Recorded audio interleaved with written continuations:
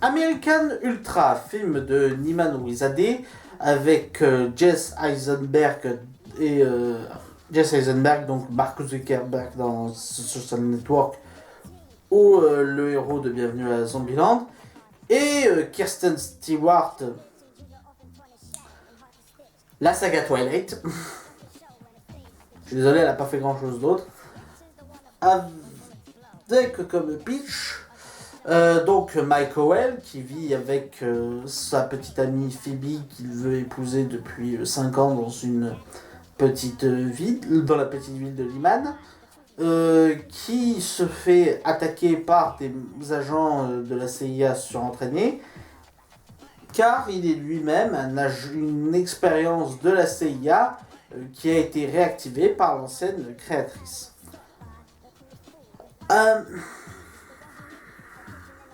Je suis mitigé sur ce film.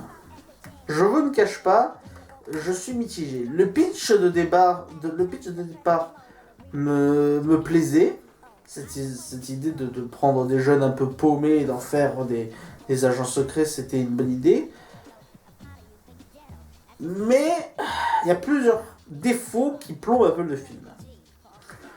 Déjà, la narration va, à mon sens, un peu trop vite. Je veux dire, c'est énergique, c'est très bien, le fun y est, les scènes d'action y sont. Le film est un peu gore, il y a beaucoup d'effusions de sang, mais bon, c'est pas du gore qui vous fera dégobiller, donc ça passe. Mais l'intrigue avance beaucoup trop rapidement. Ce qui fait que on a à peine le temps de se remettre d'un élément qu'il y en a un autre qui est arrivé. Et ça peut être une bonne idée si tu veux donner de l'énergie à ton film. Après, c'est pas... si tu veux faire poser un petit peu l'histoire, c'est pas une bonne chose à faire, quoi. Surtout que l'histoire est... Alors, sans dire qu'elle est prise de tête, l'histoire est un peu parodique, elle est un peu... j'allais dire prise de tête, mais non, même pas. Je sais pas, il y a quelque chose qui me va pas dans le rythme du film, qui est un peu trop rapide pour moi. C'est vrai que c'est logique, c'est vrai que c'est une sorte de parodie des films d'action de jeunes et de la CIA. Après, c'est peut-être moi qui me fait du mal. Après, il y a quand même des choses scénaristiques bizarres. On peut pas le nier. Déjà, surtout au début du film en fait. Le film va bien quand il se met à plonger dans l'action. Mais il y a des choses scénaristiques très bizarres. D'abord, il y a certains effets spéciaux, je ne comprends pas pourquoi on les fait de façon numérique. Par exemple, hein, quand ils fument, quand ils se mettent à fumer du shit ou ce genre de choses, ils ont mis de la fumée numérique. Hyper moche en plus, hein, ça se voit à des kilomètres que ça a été fait en 3D. Je comprends pas l'idée. Quitte à faire de la fumée de fumette, autant mettre de la vraie fumée, ça aurait bien passé. Surtout que on a déjà vu plein de films qui arrivaient à faire de la fumée très réaliste. C'est comme ça, c'est des effets, et j'ai l'air de chipoter que sur la fumée, mais c'est plusieurs fois, il y a certaines giclées de sang qui ont été faits en 3D. Au niveau des effets numériques, j'ai l'impression qu'ils ont voulu s'en débarrasser de trop. C'est un petit peu, alors, je dis pas ça pour Kristen Stewart, mais c'est un petit peu le bébé de Twilight, ces effets numériques. C'est-à-dire que plutôt que de prendre de vrais des effets spéciaux physiques, on fait quelque chose en numérique qui en plus est moche. C'est pas des masses une bonne tactique, ça.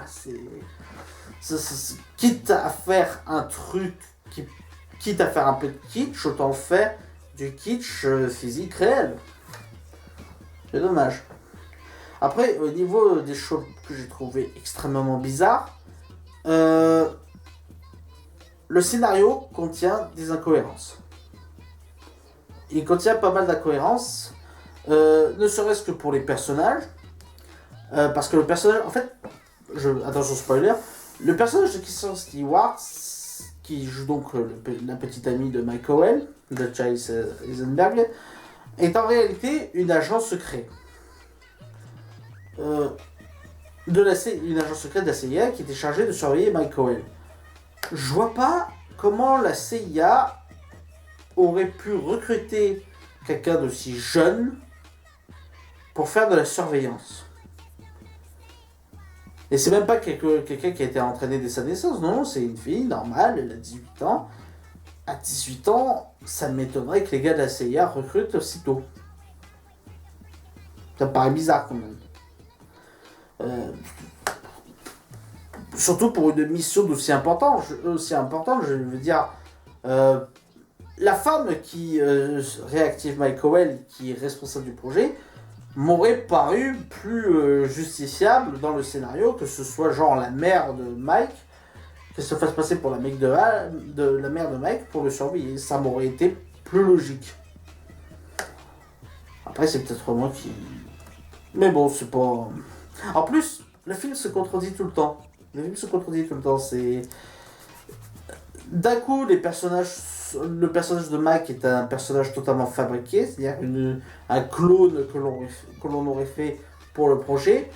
Et de l'autre côté, c'est en réalité quelqu'un qui a été arrêté pour trafic de stupéfiants et qu'on a mis dans le projet Ultra. Là aussi, encore, trop scénaristique parce que, en fait, si Mike arrive à stopper les agents qui ont été recrutés pour le tuer, c'est parce que les agents qui ont été recrutés pour le tuer sont des psychopathes et pas des soldats entraînés. Du coup, le fait que normalement Mike ne devrait pas être aussi entraîné que les soldats titans. C'est les soldats ennemis, les soldats titans, mais bon. Et le film regorge de plein d'incohérences qui gâchent un peu le film au niveau scénaristique.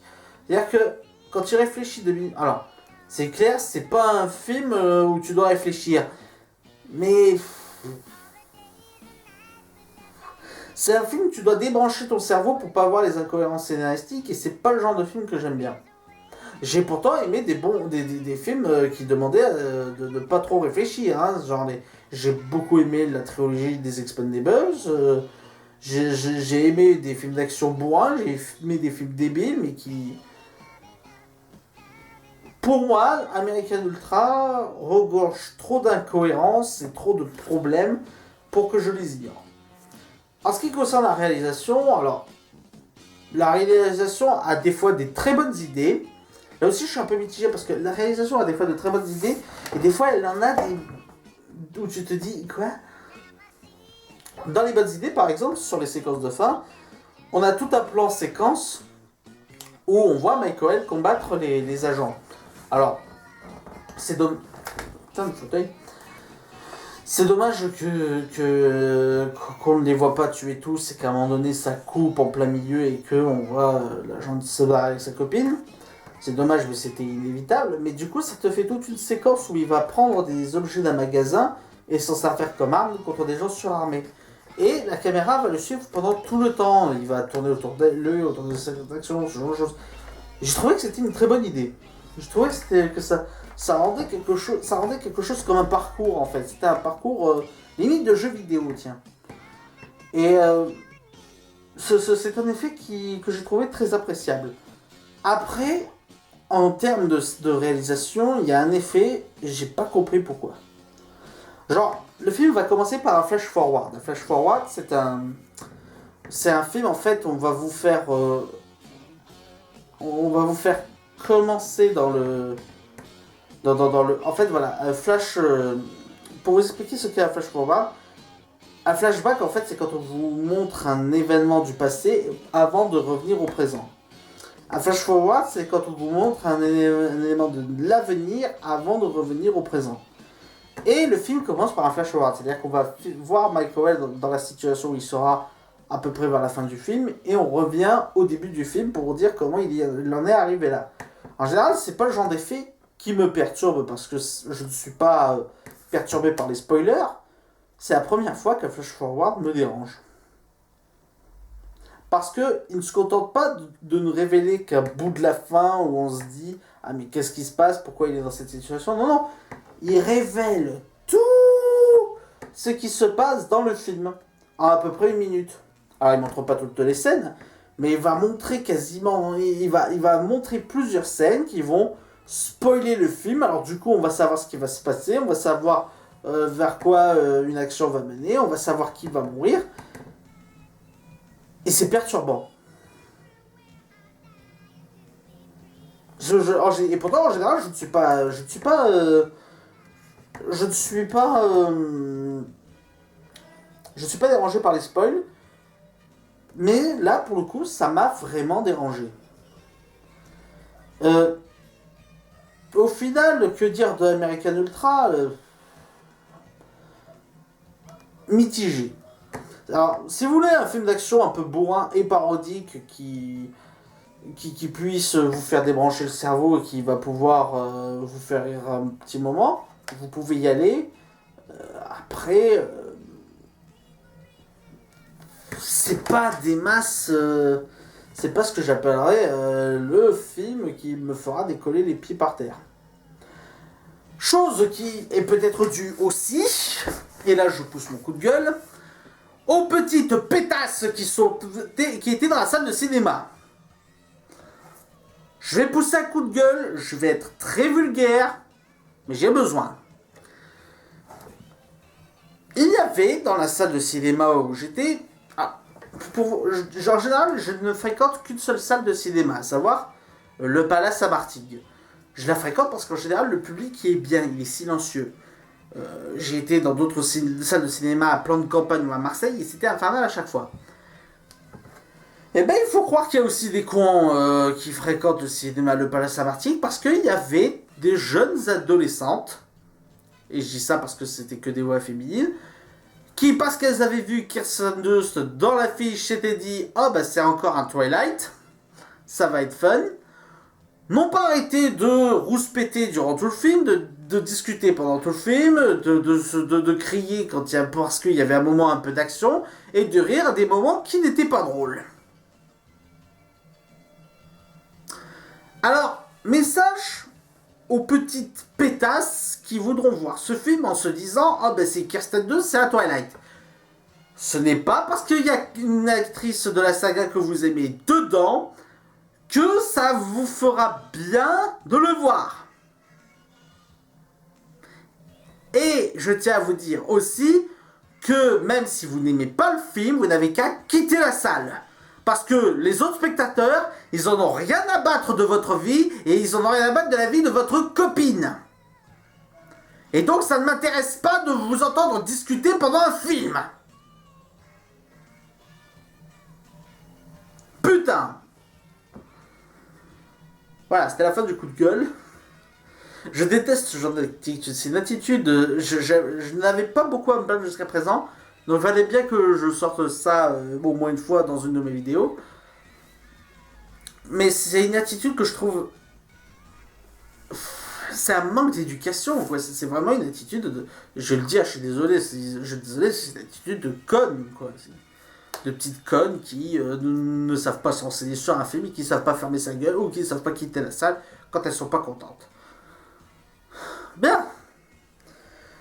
Ben du coup, ce sera tout pour cette semaine. On se redonne rendez-vous pour la semaine prochaine. Je ne sais pas encore quel film je vais critiquer. Et je vous dis salut à tous, allez au cinéma, ciao.